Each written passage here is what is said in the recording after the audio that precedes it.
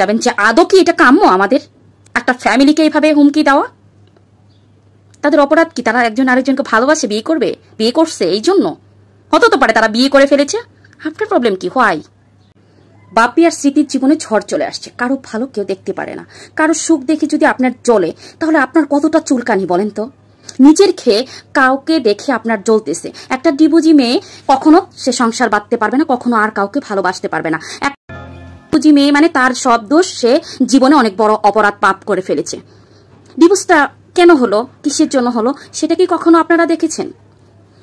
সেই পপুলার স্মৃতি, বাপ্পি এবং আমি কার কথা বলছি আপনারা দেখতেই পাচ্ছেন, দেখেন ভিডিওটা।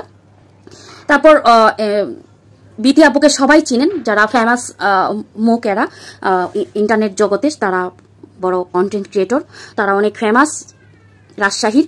তো এরা দুইজন কিন্তু অনেক বান্ধবী, অনেক ক্লোজ বান্ধবী। তো আমি অনেক বছর থেকেই তাদের ভিডিওগুলো দেখি। পার্সোনালি আমার কাছে যতটুকু মনে হয়েছে তারা যথেষ্ট ভালো, তাদেরকে আমার যথেষ্ট ভালো লাগে। এখন তাদের জীবন নিয়ে তারা কি করবে না করবে সেটার কি ডিসিশন আপনারা নিয়ে দিবেন?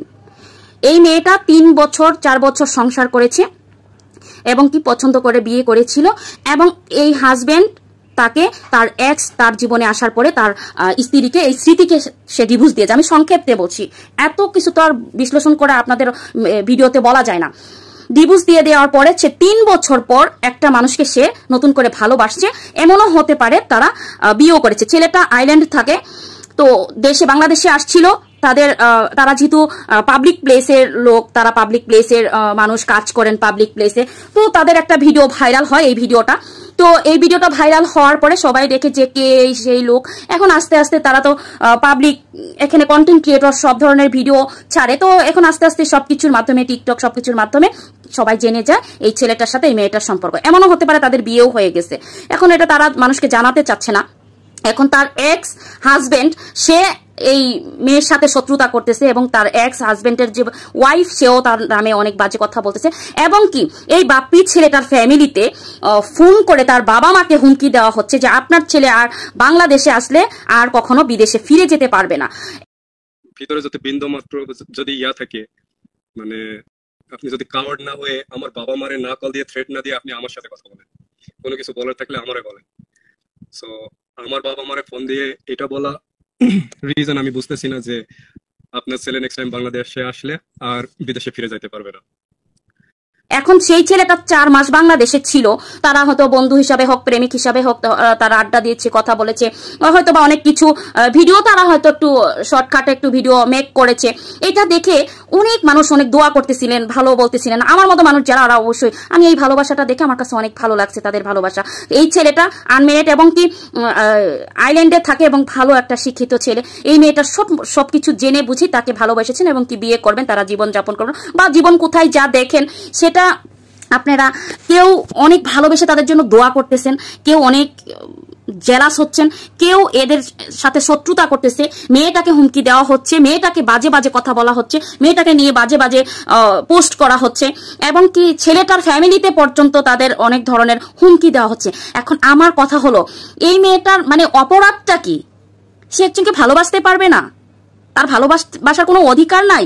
সে ডিভোর্সি বলেছে, আবার নতুন করে ঘর বাঁধতে পারবে না, সে সংসার করতে পারবে না।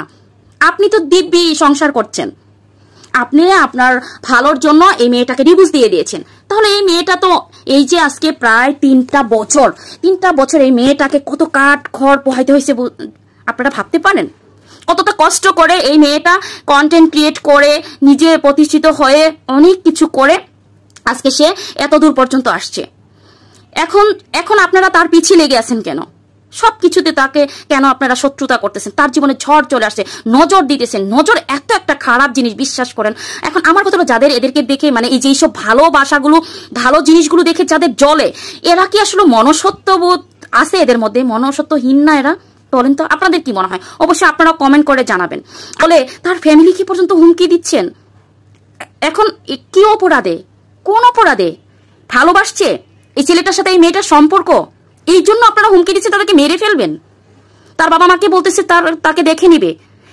এই যে একজনের ভালো দেখে আরেকজন জ্বলেন, মানে কি আপনারা কি কখনো মানে মনসত্ব আপনাদের তৈরি হবে না? আপনাদের মানে কি মানসিক প্রবলেম? আপনাদের ফ্যামিলিতে কেমন ফ্যামিলিতে বিলং করেন যে আরেকজনের ইয়াতে আপনারা মাথা কামান? যা নয় তাই বলে যাচ্ছেন কেন? সে ডিবুজি বলে তার কি ভালোবাসার অধিকার নেই? সে ভালোবাসতে পারবে না? জীবনে যদি সঠিক মানুষটা জীবনে আসে, ভয়ঙ্কর অতীতটাও ভুলে যাওয়া যায়। সে ভয়ঙ্কর অতীতটা এই মেয়েটা ভুলে যে এখন জীবনে সুন্দর একটা জীবনযাপন করতে যাচ্ছে, আদৌ তার জীবনে কি আছে সে জানে না, তার আগেই আপনারা তাদেরকে ভেঙে চুরে তছনছ করে দিচ্ছেন। তবে আমি বলবো স্মৃতি আপু, আমি তোমাকে বলছি, তোমাদের না এই জিনিসটা না পাবলিকে আনা উচিত হয়নি। বন্ধুত্ব থাকতো, তোমরা এই জনগণ হলো এগুলো হলো রাক্ষসী, এগুলো রাক্ষসের মতো, এরা গিলে গিলে খাবে। তোমাদের এই পাবলিক প্লেসে আনার কি দরকার ছিল? এত সুন্দর সম্পর্ক, এত সুন্দর ভালোবাসাটা না তোমাদের মাঝেই রেখে দিতা, তাহলে অনেক ভালো হতো। স্মৃতি আপু আমি তোমাকেই বলছি, এবং আমি আশা করব যে বিথি আপু নিশ্চয় আপনাকে অনেক কিছুতে সাপোর্ট করতো। এতটা বছর আমি দেখেছি তারা দুই বান্ধবী খুবই সাপোর্টের ইয়াতে ছিল, বিথি আপু তাকে অনেক সাপোর্ট করতো। তো বান্ধবী যদি পাশে থাকে না, তাহলে কিন্তু অনেকটাই স্বস্তির হাসি হাসা যায়, কারণ হলো দুঃখগুলো অন্তত তার কাছে শেয়ার করা যায়, তা না হলে তো মানুষ দম বন্ধ হয়ে মারা যাবে। সব ভালো থাকবেন, সুস্থ থাকবেন। যে যেখান থেকে আমার ভিডিও দেখবেন অসংখ্য ধন্যবাদ। এই যে আপুরা ভাইয়ার একটু বেশি বেশি করে ভিডিওগুলো দেখবেন। ফিরেও নয়, বুঝতেছি না ইদানিং কি হয়েছে, আপনারা কোথায় গেছেন? আমার ভালোবাসার মানুষগুলো একটু শেয়ার করে দিবেন। আর ইউটিউবটা কেন আপনারা দেখছেন, ইউটিউবের ভিডিওগুলোও দেখবেন, সাবস্ক্রাইব করে দিবেন। আল্লাহ হাফিজ।